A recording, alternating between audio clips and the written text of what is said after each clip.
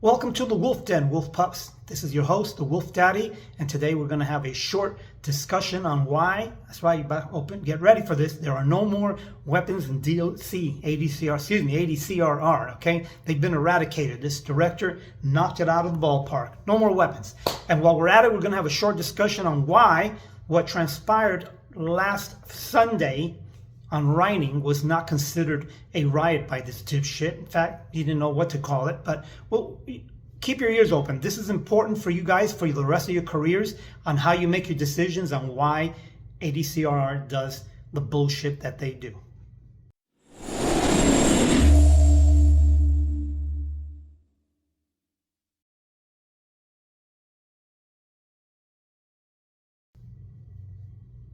All right, before I begin this, I need to take you back to the mid-2000s. Short little story so you guys can understand where this bullshit's going. So, in the mid-2000s, around there, I promoted to lieutenant, went from Meadows to SMU-1 to do a short stint. And while I was working there, I get a phone call one day from the then director, Dora Shriro. That's right, Dora the Explorer. She gives me a call, and I'm like, what the fuck did I do wrong? And she goes, you didn't do anything wrong, Lieutenant Garcia. What I want to know if you're the same Garcia is kicking my ass in these grievances. So the story behind that was that at the time I was a grievance coordinator for the ASCOP, ASCOPA, whatever the fuck we were called back then. And every time we had a grievance, I would fill them out. I beat them. The way I would beat them is they would go to the director. She would turn them down because her monkeys that worked around her. Every director has monkeys, okay? Don't ever make a mistake. She has yes sir men all around them. And they would tell her, no, Garcia's wrong. And she would turn down my grievances. So I would appeal it at that time to a higher authority. And that's the way it was back then, which, by the way, now you can't do that. The director has the ultimate say-so. This is what they do. They take away your power little by little. But at that time, we could, elevate it. So I did, and then they would look at it, and then they would come back to the director and go, no, you're wrong. Garcia was right. And I would win these grievances. So she offered me a job as labor liaison and working directly for her. And she says, I want you to do to me what you're doing from the inside, from the outside, but do it on the inside. Come work for me and let me know when these monkeys are giving me wrong counsel. So that's what I did for 3 years. Plus I did investigations for her and other things I would act on behalf. It's an old story, but the reason I'm saying this is because one day, and I would watch her back for these monkeys. So, and let me tell you, a lot of them lost their jobs because of me and my then partner that were working there, because we would expose them and she would just get rid of them. So one day, I'm sitting in a meeting and these dickheads are discussing how they can eliminate weapons on the yards. And this is what they came up with. So pay attention because this really went down and it's still relevant.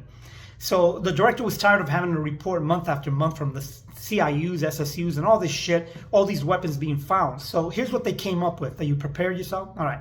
And I was sitting there. They go, well, let's make a definition of weapon grade material versus a weapon. Weapon made material can be anything, all right? It can be a piece of steel, it can be plastic that's broken down. Fucking anything is weapon grade material, all right? Anything. Fucking look at me, my fucking hands are weapon grade material. They are. Anyway, and there's a lot, staff wear boots and there's shit. Everything's weapon grade material. But a weapon has to, by definition, match it. So here's what they came up with. Let's say you find a butcher knife, a fucking butcher knife, but it doesn't have a handle on it. It's no longer a knife. It's weapon grade material.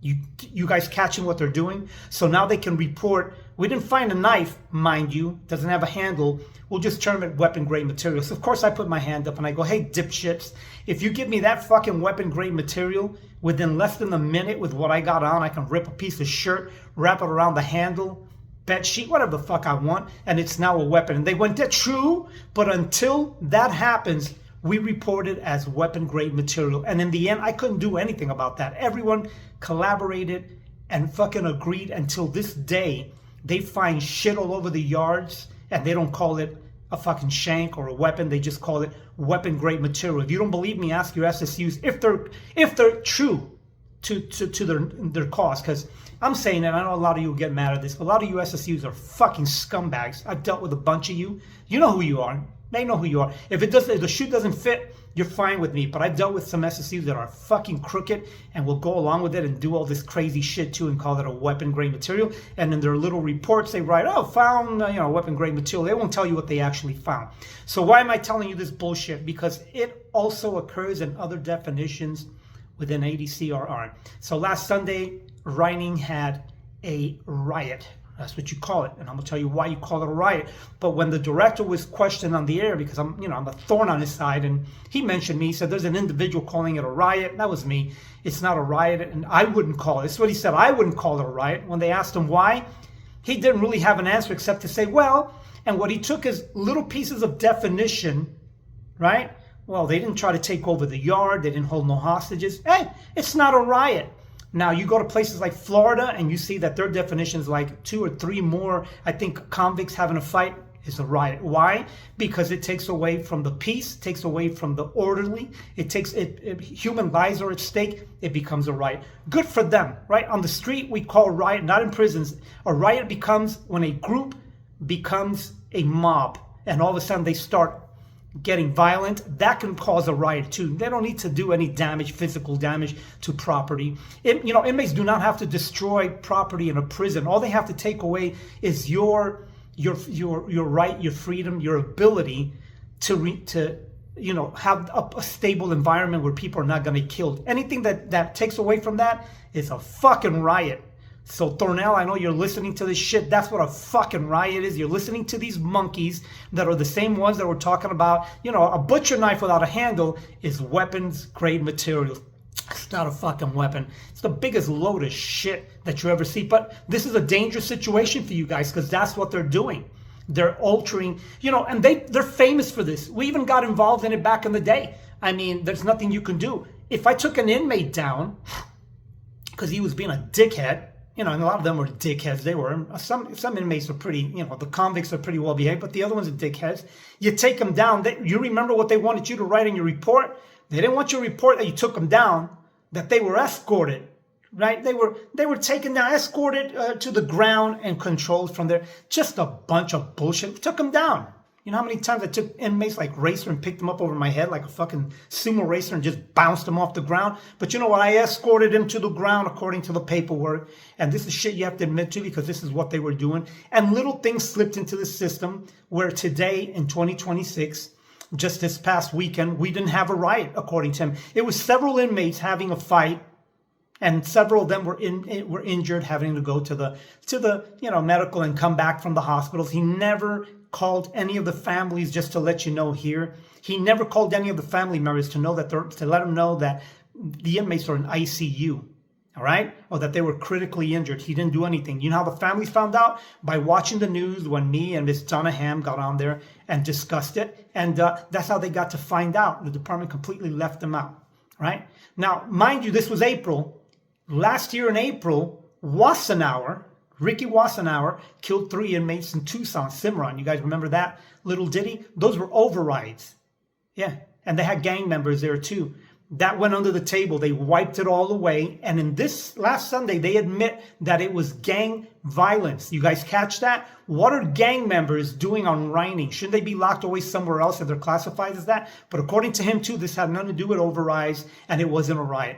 This is the shit you guys are in and you have to deal with and make a conscious choice on you're going to work there. You're going to have to deal with those lies.